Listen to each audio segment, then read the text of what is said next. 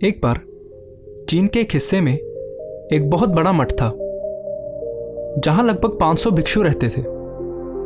वो सभी अपने गुरु के मार्गदर्शन में खुद को जानने का अभ्यास कर रहे थे। एक दिन एक लड़का उस मठ में शिष्य बनने के लिए आया। उसने मास्टर से कहा, मास्टर, मैं खुद को जानना चाहता हूं। मैं सच की तलाश कर रहा हूं। मैं पता लगाना चाहता हूं कि सच क्या है। मास्टर ने उसकी ओर देखा और कहा कि अगर तुम सच जानना चाहते हो तो तुम्हें अपना पूरा जीवन दांव पर लगाना होगा। सच को जानने में तुम्हारा पूरा जीवन लग सकता है और फिर भी इस बात की कोई गारंटी नहीं है कि इस जीवन काल में तुम्हें सच का पता लगेगा या नहीं। क्या तुम इसके लिए तैयार हो? शिष्य ने कहा, मास्टर, मैं यहाँ पीछे मुड़ने के लिए नहीं आया हूं। मैं इसके लिए तैयार हूं। गुरु ने कहा, अगर ऐसा है तो एक काम करो।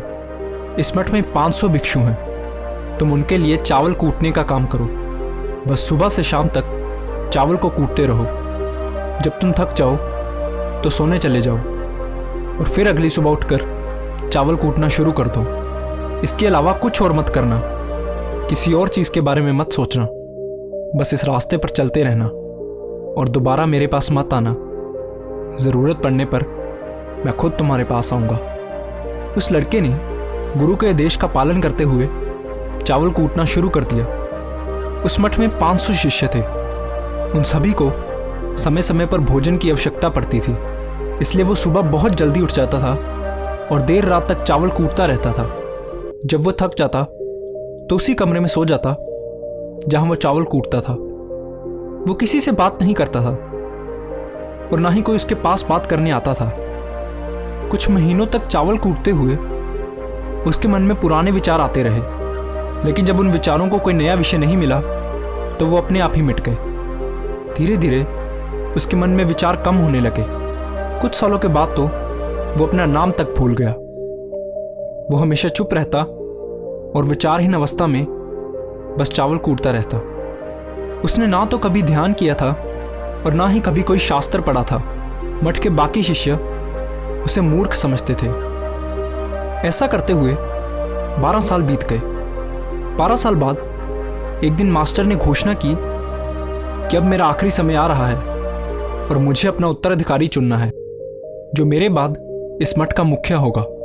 इसलिए मेरा कोई भी शिष्य जिसे लगता है कि उसे आत्म साक्षात्कार हो गया है और उसने खुद को जान लिया है, वो रात को मेरे दरवाजे के पास आकर इस दीवार पर कुछ पंक्तियां लिखे जिसमें उसकी जिंदगी का सारा अनुभव समाया हो। कई शिष्यों ने ऐसा करने के बारे में सोचा। मठ के प्रमुख शिष्यों में से एक ने वहां जाकर कुछ पंक्तियां लिखी। उसे बौद्ध धर्म ग्रंथों का बहुत ज्ञान था। सभी शिष्यों को लगता था कि वो इस मठ का उत्तराधिकारी बन सकता है। उसने लिखा था कि मन एक दर्पण की तरह है जिस पर विचारों और इच्छाओं की धूल जमा हो जाती है। इस धूल को हटाने के लिए ही ध्यान है। जिसकी धूल हट जाती है और मन का दर्पण साफ हो जाता है, वो मोक्ष को प्राप्त कर लेता है। अगली सुबह जब मास्टर उठे और उन्होंने इन पंक्तियों को देखा तो उन्हें बहुत गुस्सा आया और उन्होंने कहा कि किस बेवकूफ़ ने यह सब कचरा मेरी दीवार पर लिखा है। वो शिष्य जिसने ये लिखा था वो चुप रहा। हालांकि उसने जो पंक्तियां लिखी थी वो ज्ञान से भरी थी, लेकिन ये सब किताबी ज्ञान था। वो शिष्य बहुत चालाक था। उसने पंक्तियां लिखी लेकिन नीचे अपने हस्ताक्षर नहीं किए, क्योंकि वो स्वयं इसके बारे में निश्चित नहीं था कि ये सही है या नहीं। क्योंकि उसे आत्म साक्षात्कार नहीं हुआ था, गुरु ने इन पंक्तियों को पूरी तरह से खारिज कर दिया। ये देखकर सभी हैरान रह गए। ये घटना पूरे मठ में चर्चा का विषय बन गई। इस विषय पर बात करते हुए 2 शिष्य उस शिष्य के पास से गुजरे जो 12 साल पहले यहाँ आया था और दिन रात बस चावल कूटता रहता था। दोनों की चर्चा सुनकर वो धीरे से हंस पड़ा। दोनों शिष्यों ने उससे पूछा कि तुम क्यों हंस रहे हो? उन दोनों की नज़र में ये चावल कूटने वाला बहुत ही तुच्छ भिक्षु था। किसी ने भी उसे ना तो कभी ध्यान करते देखा था और ना ही कभी कोई शास्त्र पढ़ते। हर कोई उसे मूर्ख समझता था जो बस चावल कूटना ही जानता था। उस मठ में बहुत बड़े बड़े विद्वान थे लेकिन उस चावल कूटने वाले को किसी से कोई मतलब नहीं था, इसलिए वो दोनों शिष्य उसे मुस्कुराता हुआ देखकर चकित रह गए। उन्होंने फिर उससे पूछा कि तुम क्यों हंसे?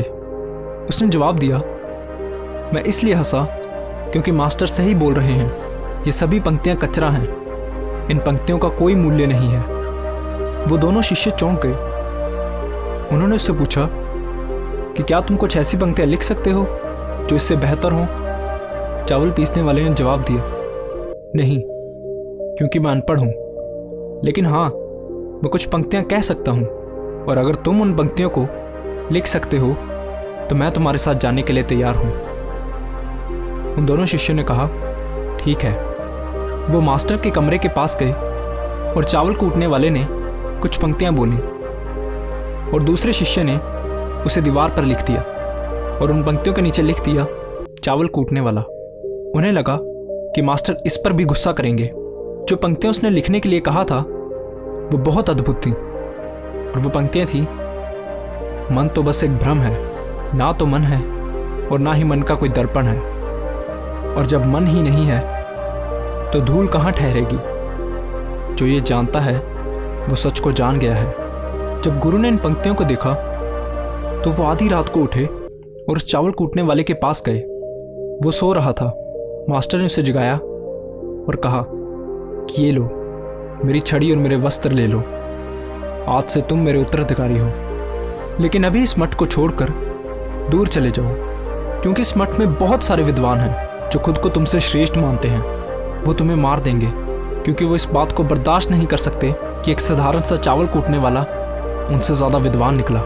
तुम्हें वो सारा ज्ञान हो गया है जो मुझे है, और तुम्हें ये केवल चावल कूटते कूटते हुआ है। और मुझे पता है कि तुम जहाँ भी जाओगे लोग तुम्हारे पास आने लगेंगे, क्योंकि जब कोई फूल खिलता है तो उसकी महक हर तरफ फैलने लगती है। उसने अपने गुरु के पैर छुए और रात को ही वहाँ से चला गया।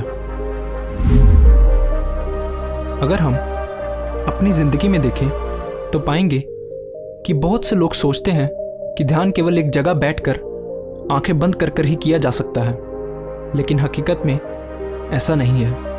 ध्यान तो चलते चलते भी किया जा सकता है, या अपना कुछ काम करते हुए भी ध्यान किया जा सकता है।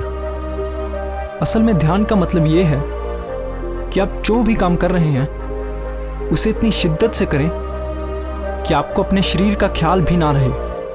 बिल्कुल उस चावल पीसने वाले की तरह, जो चावल कूटने में इतना मगन हो गया कि उसे खुद का कुछ ख्याल ही नहीं रहा। चावल कूटते हुए ही उसने आत्म साक्षात्कार प्राप्त कर लिया। इसी तरह ज़ेन का अर्थ है हर समय वर्तमान में रहना और कुछ नहीं सोचना, क्योंकि मन तब तक ही है जब तक विचार है। जब विचार नहीं रहेंगे तो मन भी गायब हो जाएगा, और जब मन ही नहीं रहेगा तभी केवल तुम अपने आप को अच्छे से जान पाओगे। असल में हमें अपने वास्तविक स्वरूप को जानने के लिए कोई अन्य साधना करने की आवश्यकता नहीं है। हम जो कुछ भी कर रहे हैं बस उसमें हमें पूरी तरह से खो जाने की ज़रूरत है। अपने काम में इस कदर लीन हो जाओ कि आपका काम ही ध्यान बन जाए। धन्यवाद।